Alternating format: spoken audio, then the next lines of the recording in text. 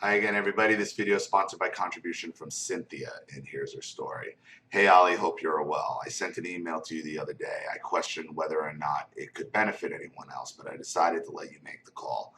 Basically, I want to thank you for all the videos you've shared over the years, even though I discovered your channel a few months ago. It's a damn gold mine. I've learned so much, and I have a new perspective on my life story. I've joined a group on Facebook, but I don't feel like I need a lot of advice on the issues I have. Occasionally I comment, but most of the time I want to tell folks to start watching your channel. I'm in my 60s, and most of my former tormentors are dead.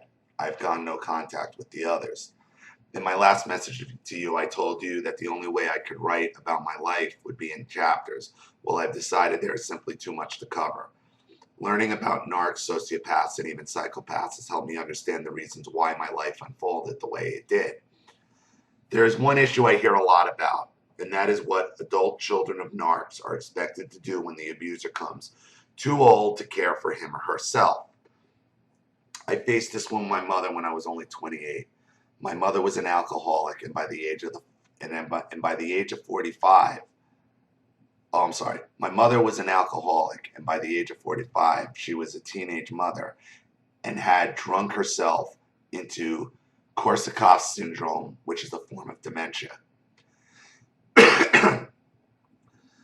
My grandmother and aunts and all the social service professionals expected me to take care for her. My husband, the lawyer, refused to allow me to take any legal responsibility, and thank God for that. My younger sister and I had lived through enough of her insanity, so I threw her ass in a nursing home. Even so, I would still check on her and make sure she had what she needed. I did not visit her often.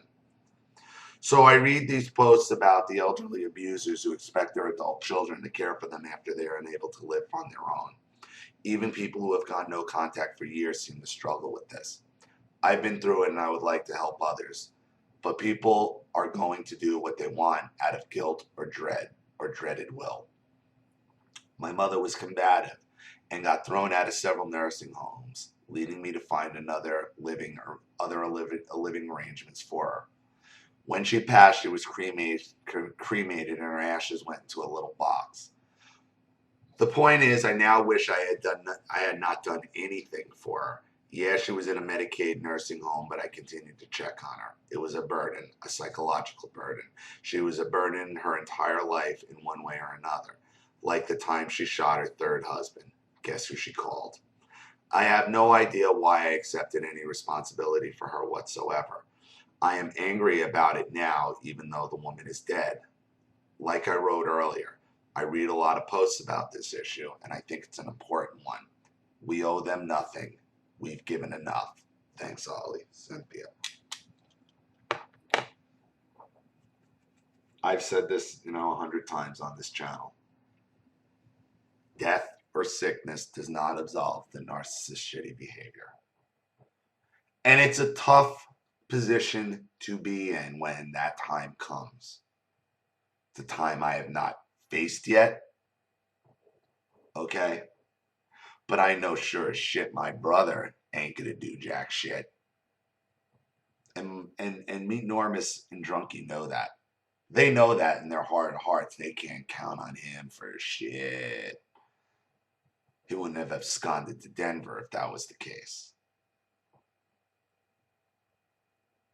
So I fully expect at one point or another to hear from my ex-wife about, because she isn't going to want to do it.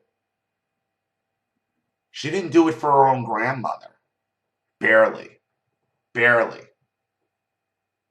She thinks she's going to do it for these two? No. I think your anger is based on, your family guilting you into doing anything for them whatsoever, which you shouldn't have done. Shouldn't have seen her. You should have just told the state, do it or whatever you want. I don't give a shit. I'm sure that's what you're thinking now, because that's what she deserved. And you're kicking yourself for giving her any amount of time. Luckily, you had a husband who kind of put the quash on it and said, nah, no.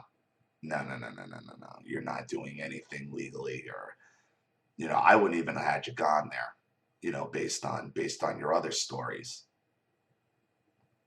That still doesn't absolve the narcissist. It doesn't. She put herself in the position she's in. She made her bed. Let her die in it. You basically let her do that. But as far as the Facebook post groups go, and these older narcs complaining nobody's to take care of them, good, good. Should have been a better person. Don't look at them as a negative. Look at it as a positive. Like, at least people are cutting them out, and it's maybe becoming more mainstream to cut these toxic abusers out of your life. But this is a very good example for everybody who has to deal with this situation of why you don't. Of why you don't. And then after death, you don't get the closure. You get anger. Why did I do that at the end? Why? Don't put yourself through that. Don't. Don't let the guilt get the better of you when the narc is dying. You can't. Because it'll eat at you for the rest of your life. So, thank you so much for all your support and your contribution. I really appreciate it, Cynthia. Thank you to everybody watching. Please leave any opinions, advice in the comment section below. And again, if you want your story read on the channel, you have a topic you'd like me to cover, or a narcissist you'd like to expose, you know what to do with my email and my PayPal link in the description box.